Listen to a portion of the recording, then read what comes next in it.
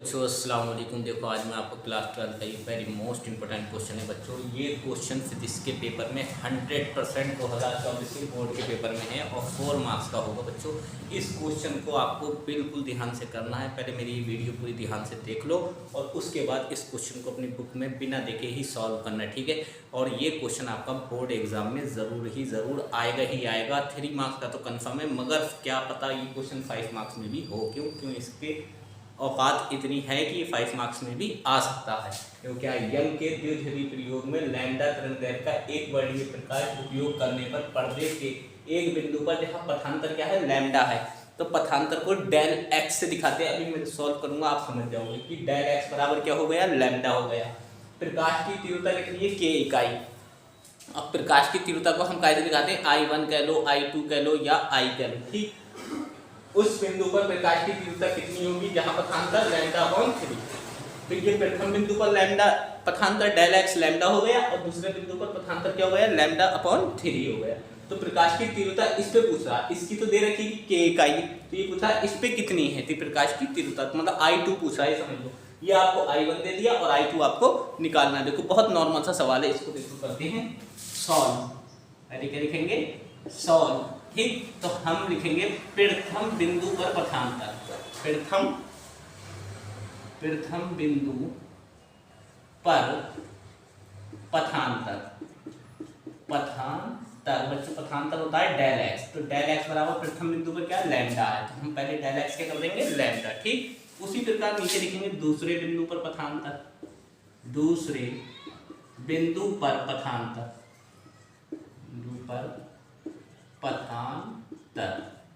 ठीक। Del x बराबर अब क्या हो जाएगा बच्चों, λ/3 हो जाएगा। अब इनने बोला लैम्डा है तो प्रकाश की तीव्रता क्या है, के इकाई है, तो I1 हो गया। I1 आपका कितना हो गया, के इकाई हो गया, ठीक, के इकाई। और I2 आपका कितना हो जाएगा बच्चों, फाइंड करना है। क्यों ने पूछा उस बिंदु पर प्रकाश की तीव्रता कितनी होगी जहां λ/3 होगा, ठीक। इसमें 2 फार्मूले यूज होना, वो आप याद रखना। तो ये हो गया। तो पहला हमें एंगल निकालना होता है φ1, मतलब प्रथम 1 का मतलब सारी चीजें 1 वाली सॉल्व होनी है, ठीक। तो φ1 बराबर बच्चों होता है 2π/λ इंटू डेल एक्स, ये याद रखना, ठीक है, ये आपको याद रखना है। अब देखो 2π/λ ऐसे ही लिख दो, 2π/λ इंटू डेल एक्स आपका क्या है, डेल एक्स हमारा है लैम्डा, प्रथम वाला, लैम्डा से लैम्डा कैंसिल, क्या बचा 2π, ठीक। यहाँ तक बात आपको क्लियर समझ में आ गई होगी, ठीक है। 2π हो गया, φ1 बराबर क्या हो गया आपका 2π। अब उसी प्रकार I1 भी निकालते चलो।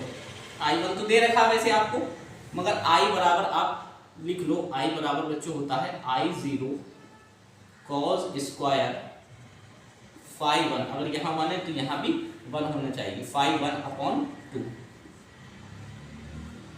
जैसे ये 1 वाले आप सॉल्व कर रहे हैं वैसे 2 वाला भी आपको सेम इसी प्रकार सॉल्व करना है। तो देखो I0 तो ऐसे ही रहेगा, I0 और ये आपका cos स्क्वायर φ1 हमारा क्या आया है, φ1 आपने 2π निकाला है, तो यहाँ लिख देंगे 2π/2, ठीक। 2 से 2 कैंसिल, तो I0, तो ये क्या हो जाएगा, cos स्क्वायर है, जैसे क्या है, cos स्क्वायर पाई है, तो इसको हम ऐसे लिख सकते हैं cos पाई का होल स्क्वायर। तो cos पाई की वैल्यू होती है -1। अब -1 का जब बच्चों हम स्क्वायर करते हैं तो 1 हो जाता है, ठीक है, याद रखना। ऐसे सीधा याद रखो, cos स्क्वायर पाई की वैल्यू क्या होती है, 1, ऐसे याद कर लो। तो इसकी जगह क्या आ जाएगा 1, तो इनटू 1 कहाँ से आया, इस पूरे की वैल्यू 1, तो ये आपको क्या हो गया I0, क्या आ गया I1 बराबर, ठीक। यहाँ तक बात समझ में आपके आ गई होगी, आपका हो गया समीकरण नंबर 1। अब उसी प्रकार यहाँ करना, जैसे सेम ये काम करा है वैसे ही सेम दूसरा करना है। तो अब यहाँ φ1 था तो यहाँ हम क्या करेंगे φ2, तो ये हो जाएगा 2π/λ इंटू ये डेल एक्स है, तो डेल एक्स अभी आपने लैम्डा रखा था, अब क्या रखेंगे λ/3, फार्मूला ये इस्तेमाल कर लो, लैम्डा से लैम्डा कैंसिल, तो φ2 आपका क्या हो जाएगा 2π/3, ठीक, समझ गए। अब देखो यहाँ आपने I1 करा था तो यहाँ हम क्या करेंगे I2 बराबर cos स्क्वायर और यहाँ I0 तो रहेगा ही, I2 बराबर I0 cos स्क्वायर फाई 2/2। ठीक, अब यहाँ वैल्यू लगा दो, I0 तो आपका ऐसे ही रहेगा। अब ये cos है, cos स्क्वायर फाई 2 की जगह आपका क्या रहेगा 2π/3, और ये 2 ऑलरेडी नीचे है। अब ये 2 से 2 कैंसिल, तो ये क्या हो जाएगा I0 cos स्क्वायर π/3।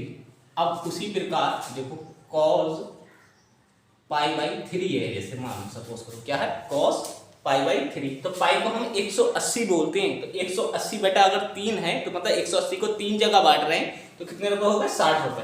तो cos 60 की वैल्यू बच्चों क्या होती है, cos 60 की वैल्यू आपकी बच्चों √3/2, वो सॉरी 1/2 कितनी होगी 1/2। अब इस पे मुझे स्क्वायर करना है, इस पे स्क्वायर करना है, तो इसका भी क्या हो जाएगा स्क्वायर, इसका स्क्वायर 1/4 हो जाएगा। ठीक, तो इस पूरे की वैल्यू हम क्या लगा सकते हैं I0 बराबर इंटू 1/4, I0 कम I0/4। ठीक, ये समीकरण नंबर आपका क्या हो गया 2। अब आपको क्या करना है समीकरण 1 व 2 की भाग करनी है और आपका सवाल हो गया। तो ये देखो समीकरण 1 ये है, समीकरण 2 ये है, तो यहाँ लिख दो समीकरण 1 व समीकरण 2 को भाग करने पर, तो देखो समीकरण 1 ये है ना, तो I1 ऊपर लिख दो और I2, ये वाला I2 चल रहा है ना यहाँ, ये I2 इसके नीचे लिख दो। ठीक, अब I1 का मान क्या था I0 था बच्चों, क्या था I0, और I2 का मान क्या है I0/4, तो I0 आप यहाँ लिखेंगे और 4 जो तीसरे नंबर की चीज होती है बच्चों कूद के कहाँ मल्टीप्लाई में ऊपर आ जाती है 4। अब देखो I0 से I0 कैंसिल हो गया। ठीक, अब ये I2 की इधर ले जाओ और 4 इधर, तो इधर क्या हो जाएगा I2, मतलब ये यहाँ चला गया, तो 4 कहाँ जाएगा I1 के नीचे। ठीक, और I1 आपको दे रखा है कितना है K, और इसकी जगह आप क्या लगा दोगे K/4। ठीक, I2 आपकी प्रकाश की तीव्रता कितनी आई K/4, यही आपका आंसर हो गया। अब देखो ये क्वेश्चन करा, ये इसको चेंज कराया खाली मैंने, 4 को यहाँ लिखा है और I2 को वहां, तो देखो I2 ये हो गया आपका, और 4 देखो I1 के नीचे तो आ रहा था, तो I1 के नीचे है, और I1 हमें दे रखा है। और ये सवाल आपका 100% 2024 में आ ही रहा है, आप पक्का लिख के रख लो, और इस क्वेश्चन को बहुत ध्यान से करना, क्यों आ रहा है ये भी समझ लो।